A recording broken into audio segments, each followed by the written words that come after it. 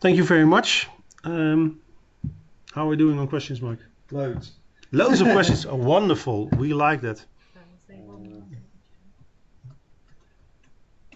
Sorry, I'm just finishing typing the Yeah. response. There we go. Okay. Okay, so there has been a good number of questions come through, so it's been a very chatty session, which is great. Wonderful. It's good to see people asking questions. I hope I've managed to answer them all in the chat. If I haven't, then please ask them again, and I'll see if I can. Okay, we just had another one come in. I'll answer it. I'll stay online and answer it as we go through. Is F1 available? Not at the moment. It is available in the hybrid components which have been grafted in, but user help, etc., is being added more and more as we mature the product through the coming versions. Is there going to be any global updates utility for version 10? Yes, there is going to be global updates and also global search in version 10. We were seeing some demos of that yesterday, so that's good news. Any more questions? It is faster to talk. Last chance. Okay, well, I'm going to stay on for a few minutes afterwards. So if you do have questions, and additional menu. There is no additional menu. That's been quite a popular question. So there are reasons why people would want to use additional menu. We're looking at what we can do in the environment to help there. So I know that some people are using additional menu for things like version control. That we want to bring that kind of stuff back into the environment much more completely, and do specific hooks for specific functionalities. We are aware that the additional menu is something that is being used, and we also want to continue to enhance the product to contain this kind of functionality. So in version 10, there's no longer an integrated HTML Paint Tableau editor. This is from Oscar. No, at the moment there is no integrated GUI Paint Tableau for editing HTML in DSPs and USPs. We have had the one that was in version 9 has not been really well received. We brought it in as a open source project. But it ceased to be maintained. It fell behind. It doesn't support HTML5, and as a good replacement, there isn't much about. So we've been concentrating on making the version 10 environment very rich. If we are also looking at what possibilities we have for previewing HTML pages, so that's ongoing work as well. There will be a possible add plugin for the UDE, like in NetBeans, etc. So this is it going to be possible to extend the IDE? The underlying architecture is fairly open. We are planning on opening it up further. At the moment, we're using the hooks internally. We would like to open them up and be able to have plugins and be able to do enhanced functionality, like in Eclipse and NetBeans. At the moment, there's no firm fixed date for being able to do that. We're working our way through a list of quite a few things. So we hope to get there. It probably, if we did do it, it wouldn't be before work area support, which is probably our highest priority at the moment. Wow, loads of questions. Loads of questions. Okay, they seem to have slowed down. In fact, come to a stop. So, no, there's one more. A number of things that you said that you were looking at. What versions will have all the bells? Well, there is a good question about what all the bells are. You know, version 10 is out there and is usable in its current form. There are always extra things which can be added to environments. We, like everyone else, we have our version out there, and we want to our load fails, etc. is more specific. Okay, so but basically the environment we are bringing out at the moment 10.2.01, we're going to be bringing out 10.2.02, 10.2.03. We're going to be moving on to 10.3 and 10.4, and along this timeline we're going to be putting in more and more functionality. Load fields. Currently in that kind of area we are grafting in the graphical form painter. So instead of being a separate window, it's going to be embedded into the into it. And as part of that, we are going to be getting rid of the 3GL tree for a 4GL tree. And we're going to be once we've done that, we will have more of a scope for being able to do the drag and drop. So we have a path which we're working along in order to be able to get to this. We have a bunch of code in component subtype, functional subtypes. Are these still core standard behavior? Subtypes, they are still core and functional behavior. They're still functional, still core behavior.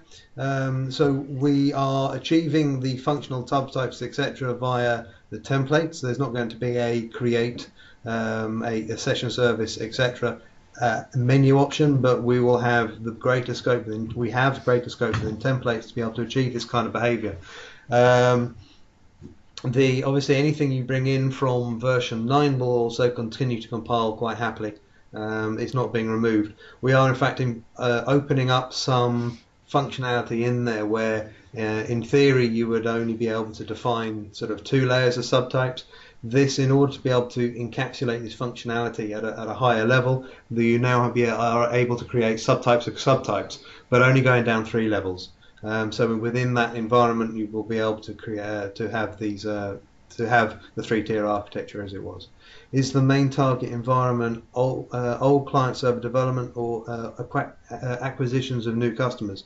If I'm allowed to say, yes, I am allowed to say.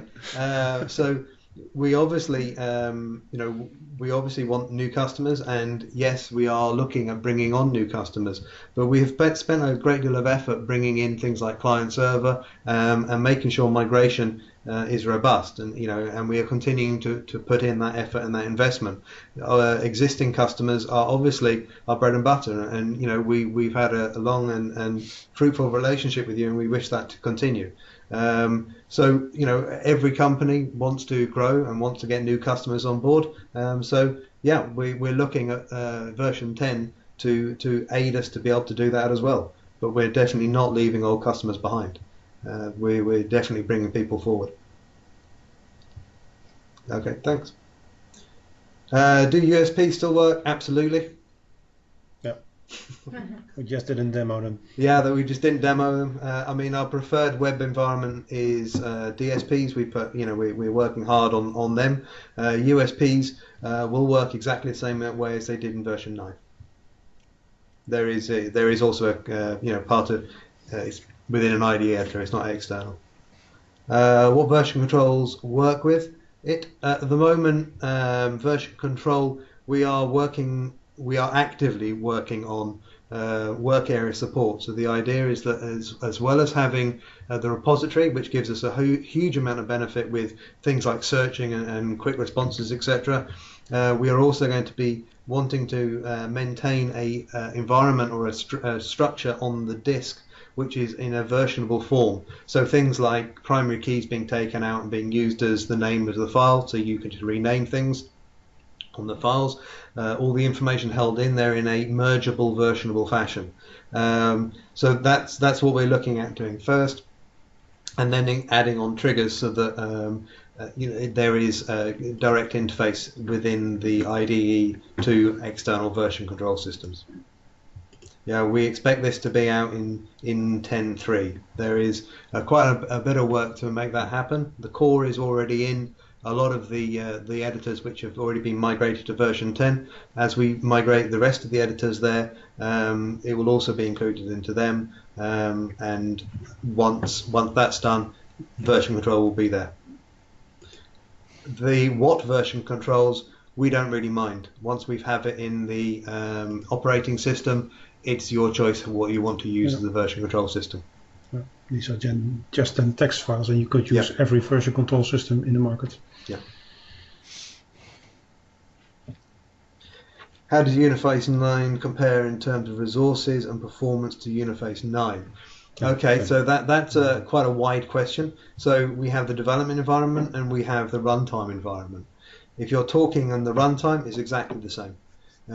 If you're talking the development environment, The development environment is a much richer environment. It uses things like HTML renderers, etc., and will take more resources. But that is only the development environment. The runtime, and especially in things like the U service and U routers, we would expect no difference.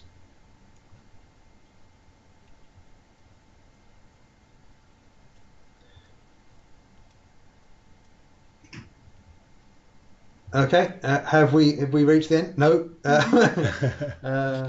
Are the deprecated statements that will not work in version 10? No, we did look at what we're going to do about deprecated statements. All deprecated statements of which are in version 9 are still deprecated in version 10, but are still available to use. When we decide that we want to move something from deprecated to unsupported, we will not be removing the functionality. We will just be removing support for the functionality. Yeah. So if over time it degrades, then we won't be maintaining it. Yeah. But deprecated, we're not looking at going through and just removing support. Is it possible to create your own widget template with own HTML tab? What do you mean by this? So it is. Would it be possible to? I'm not sure what you mean. Are you talking about in a DSP or within the IDE itself? Within a DSP. Okay, and the question was, is it possible to create your own widget template with its own widget tab? Okay, so what we're trying to do in the Uniface DSP is step out of the way of third-party frameworks. Yeah, so if it's possible to, what we're trying to do is so that we will allow you to be able to use HTML, all the HTML standards, without getting in the way. So it used to be that we were using in DSPs Dojo in order to be able to get a load of functionality. Starting with 9.7, we were able to bring a lot of that functionality back into standard HTML and not use a Dojo. Dojo is still there. It's commented out in the ini files, but there is modern equivalents to each of the files. So the HTML5. So you should be able to bind things to custom elements.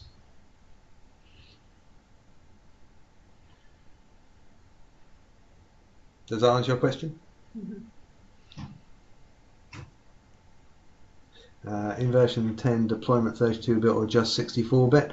Version 10 deployment is on. I'm assuming you mean Windows.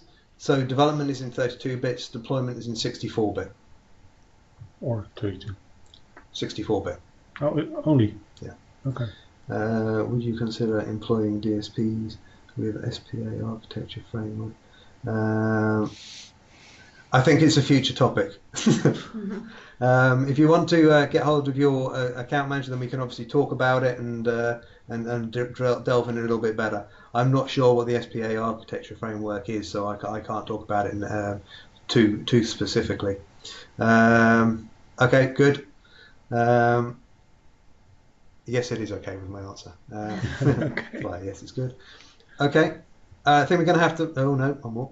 So deployment will no longer be compatible with con objects that are just 32-bit. At the moment, I think that's the case.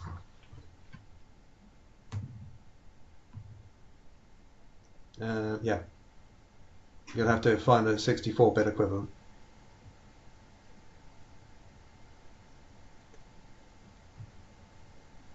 So which COM objects are you currently using?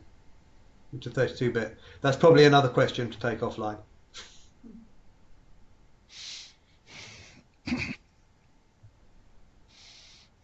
Okay, I think we're coming to an end now. Still have 51 participants on this. That's pretty good. Okay. So what was the top number, Christy? Do you remember? 73. 73. Wow. Yeah. Quite a large crowd. Okay, well, thanks everybody. I hope you've. Okay, that's from Christy. Right. I hope you've enjoyed the WebEx. Goodbye from me and. From me. and from Christy. Yeah, of course. And we'll make sure that the PowerPoint will be online on SlideShare very soon. And we will upload the best pick of either the morning or the afternoon session and upload it to our YouTube channel. I've added both the URL for SlideShare and for YouTube to prevent some questions that can easily be answered. So please take a look at SlideShare and at YouTube like in tomorrow afternoon or on Monday. And you will find this presentation and the recording online. So thank you very much for attending and of course for all your questions, and we'll keep you posted. Thank you.